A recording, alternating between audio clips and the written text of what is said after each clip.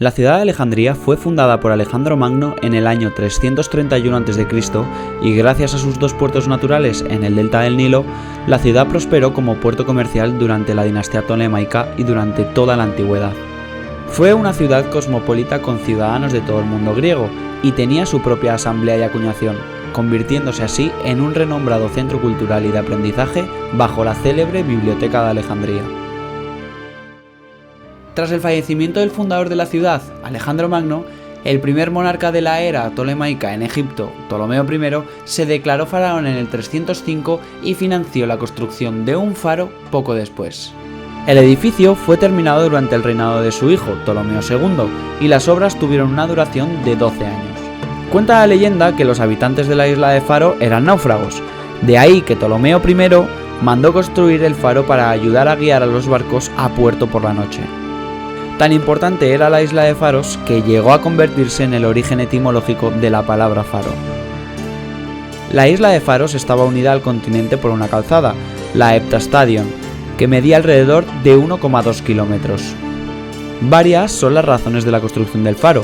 Una de ellas es que la costa egipcia era muy peligrosa debido a la gran cantidad de arrecifes que se encontraban en el lugar y que incluso llegaban a sobresalir de las aguas poco profundas de la costa alejandrina, lo que envió una gran cantidad de barcos griegos y romanos al fondo del mar, causando tragedias humanas e importantes pérdidas materiales, por lo que, para asegurar el puerto, fue necesario construir un faro. La otra razón es meramente simbólica. Un faro era un edificio raro en el mundo antiguo, debido a que era difícil de construir, ya que la proximidad del mar hacía que el complejo trabajo y el mantenimiento del edificio fueran mucho más difíciles que para los edificios en la tierra. Además, tales obras eran siempre más útiles para otros edificios que para un faro.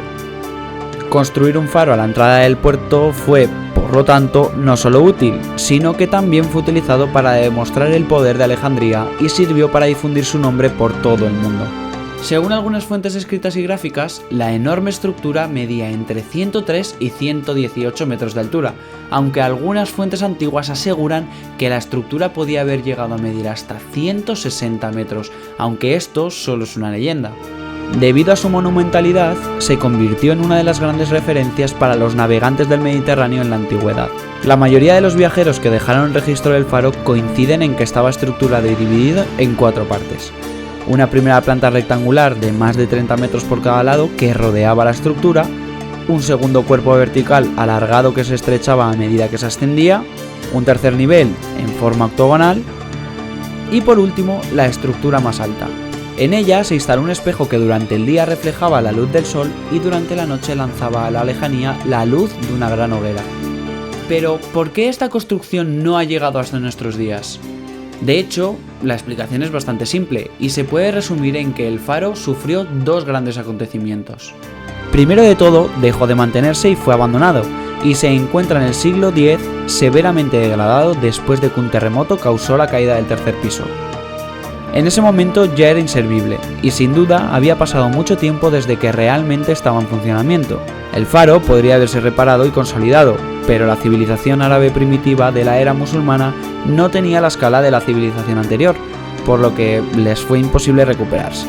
Este periodo duró hasta finales del siglo XV, cuando la degradación llegó a tal punto que finalmente fue demolido en 1480. Pero los acontecimientos catastróficos que dañaron la estructura del faro y provocaron su desaparición no fueron fenómenos aislados, sino que la construcción sufrió varios terremotos que acabaron con ella.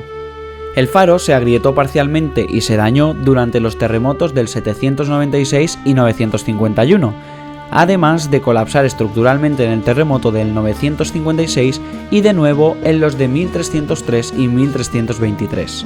El número elevado de terremotos se debe al límite entre 2 placas tectónicas, la africana arábiga y la del Mar Rojo, a 350 y 520 kilómetros respectivamente del faro. Las evidencias documentales revelan que el terremoto del 956 fue el primero en dañar estructuralmente el edificio por encima de los 20 metros. Tras este sismo, se evidencia la colocación de una cúpula de estilo islámico tras la caída de una escultura que coronaba el monumento. Sin embargo, el terremoto más destructivo fue el de 1303, que se originó en la isla de Creta. Finalmente, los escombros desaparecieron en 1480, cuando el sultán de Egipto, Quad Bey, construyó un fuerte en la plataforma donde estaba ubicado el faro, utilizando estas mismas piedras. El sultán mameluco aprovechó la posición estratégica en la que se encontraba el faro y construyó así una fortaleza para defender la ciudad de Alejandría. En 1968 el faro fue redescubierto. La UNESCO subvencionó una expedición de arqueólogos marinos al yacimiento dirigida por Honor Frost. La directora confirmó la existencia de ruinas que formaron parte del faro, pero debido a la ausencia de arqueólogos especializados y a que la zona se estaba militarizando, la exploración fue paralizada. Un equipo de arqueólogos franceses dirigidos por Jean-Yves Empegot redescubrió los restos del faro a finales de 1994 en el puerto oriental de Alejandría. Los descubrimientos más relevantes de Empegot consistieron en bloques de granito de entre 49 y 60 toneladas en masa, a menudo partidos en pedazos, 30 esfinges, 5 obeliscos y columnas con inscripciones pertenecientes al reinado de Ramsés II, entre 1279 y 1213 a.C. La catalogación de más de 3.300 piezas fue completada por Empegot y su equipo a finales de 1995, usando una combinación de fotografía y cartografía. En mayo de 2015, el gobierno de Egipto y la gobernación de Alejandría aprobaron la reconstrucción del faro. El proyecto, estimado en unos 40 millones de dólares, cuenta con el apoyo de varios países de la Unión Europea, como Francia, Alemania, Italia o Grecia, para incluir el faro en el ambicioso proyecto Medistone, concebido para recrear y conservar los monumentos arquitectónicos de la época tolemaica. Aunque ahora se haya perdido, el legado de la antigua estructura es tal que después de permanecer en pie durante más de 1600 años, acabó dándole su nombre y agregó faros al género arquitectónico que agrupa cualquier torre con una luz diseñada para guiar a los navegantes. Tal vez influyó en la arquitectura posterior del minarete árabe y sin duda creó toda una serie de estructuras copiadas en puertos alrededor del Mediterráneo.